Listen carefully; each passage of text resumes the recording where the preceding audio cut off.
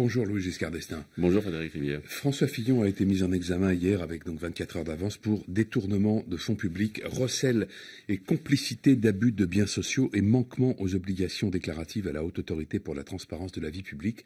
Reste-t-il cependant, à vos yeux, un candidat digne de confiance? Écoutez, il y a deux choses que je voudrais dire ce matin.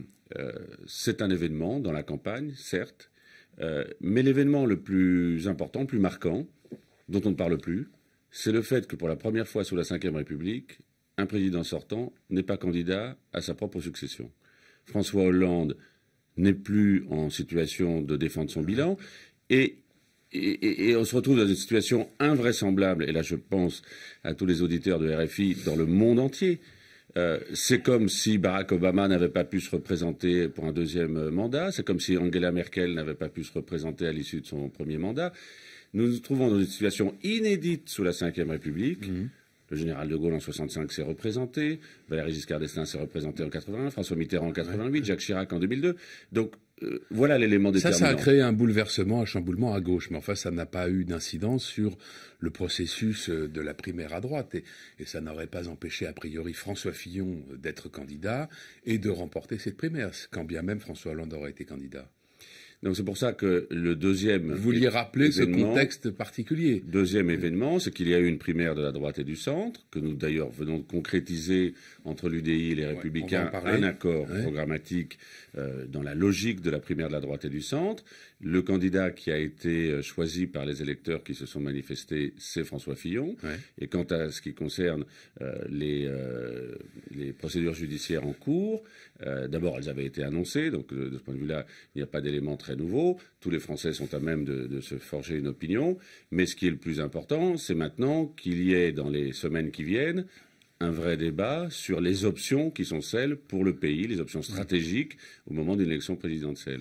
Alors, il faut rappeler tout de même que les centristes, quelques jours après que François Fillon ait lui-même annoncé qu'il allait, selon toute vraisemblance, être mis en examen, les centristes avaient décidé de le lâcher avant de revenir. Quand Alain Juppé a définitivement enterré l'hypothèse de sa candidature, vous-même, vous disiez le 4 mars, il y a un candidat issu de la primaire qui aujourd'hui n'est plus en état de défendre les idées et le programme sur lequel il s'est présenté. Le 4 mars, nous sommes le 15. Qu'est-ce qui s'est passé au cours des derniers jours pour que d'un seul coup, les centristes à nouveau se rangent derrière François Fillon et considèrent que c'est leur candidat à l'élection présidentielle? D'abord un rappel, nous avons suspendu, l'UDI a pris la décision de suspendre sa participation à la campagne de François Fillon, donc à la suite de son annonce. Il y a eu ensuite une déclaration majeure, celle d'Alain Juppé. Nous étions de ceux, j'en faisais partie, qui avaient soutenu Alain Juppé dans la primaire. Il était évident que s'il devait y avoir une solution alternative, elle passait par un accord et une décision positive d'Alain Juppé. Il a lui-même exprimé quel était son choix et son analyse de la situation. Donc cette période est refermée. Il y a eu désormais un accord autour du candidat François Fillon. Donc c'est un candidat par défaut, au fond, pour vous? Écoutez, c'est un candidat par élection, d'abord. Oui, mais aussi par défaut, désormais. C'est une première... en démocratie, c'est quand même déjà le premier élément. Et puis, peut-être un aspect aussi qu'il faudrait signaler, c'est l'atomisation du camp sortant autour de François Hollande. Parce qu'on aurait tendance aussi à oublier cet aspect-là. La droite et le centre sont désormais rassemblés autour du candidat qui a été choisi par les électeurs. L'accord pour les législatives qui a été signé hier, quelques heures d'ailleurs après la mise en examen de François Fillon, ce qui symboliquement sans doute devait créer un contexte un peu particulier. Cet accord vous assure 92 circonscriptions. Il a aidé à prendre la décision de revenir derrière François Fillon?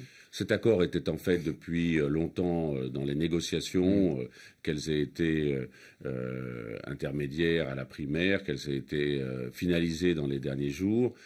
Ceci ne change pas la donne principale, qui est le fait que nous avons décidé de longue date de participer à la primaire de la droite et du centre en étant une formation indépendante. Le I de UDI, c'est important de le souligner, c'est notre indépendance par rapport à les Républicains. Et en même temps, nous sommes responsables, nous sommes une formation politique responsable et nous souhaitons aujourd'hui concourir à une alternance autour d'un projet politique que nous partageons. François Fillon avait-il commis une erreur en annonçant qu'il se retirerait de la course à la présidentielle s'il était mis en examen?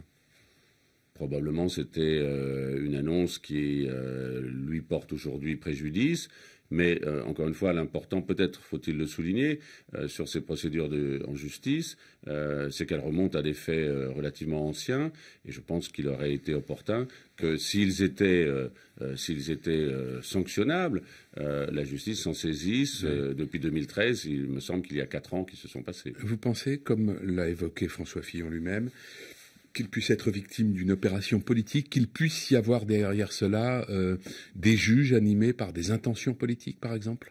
Écoutez, je crois que ce qui est important aujourd'hui pour tous les Français, c'est qu'on ait le sentiment que la justice fonctionne en temps et en heure, et qu'elle le fasse en toute indépendance. Et s'il devait y avoir, par exemple, une initiative prise pour garantir une meilleure indépendance de la justice sur le plan politique, je pense qu'il faudrait effectivement s'aligner sur le statut des militaires. Il faudrait que la magistrature soit dans les mêmes conditions que les militaires, c'est-à-dire qu'elle n'ait pas le droit de prendre une carte d'un parti politique, n'ait pas le droit de concourir à des élections. Je remarque qu'en ce moment, il y a des magistrats en exercice qui exercent des mandats électifs.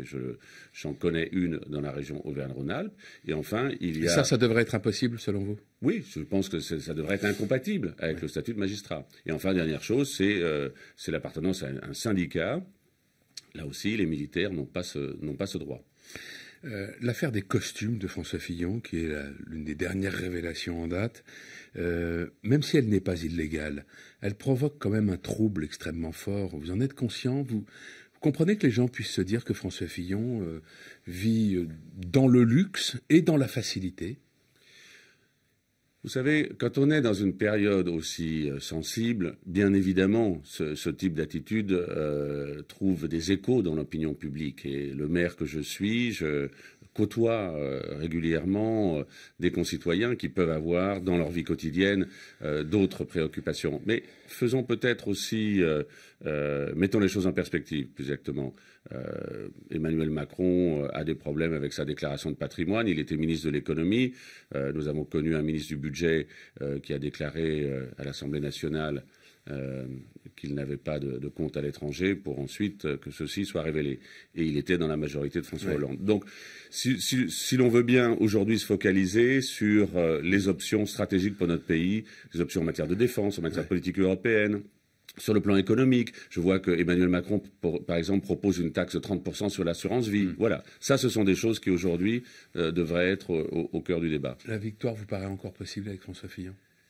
Elle est possible sur les idées de la droite et du centre qui sont portées par un candidat. Merci Louis Giscard d'Estaing. Bonne journée. Merci.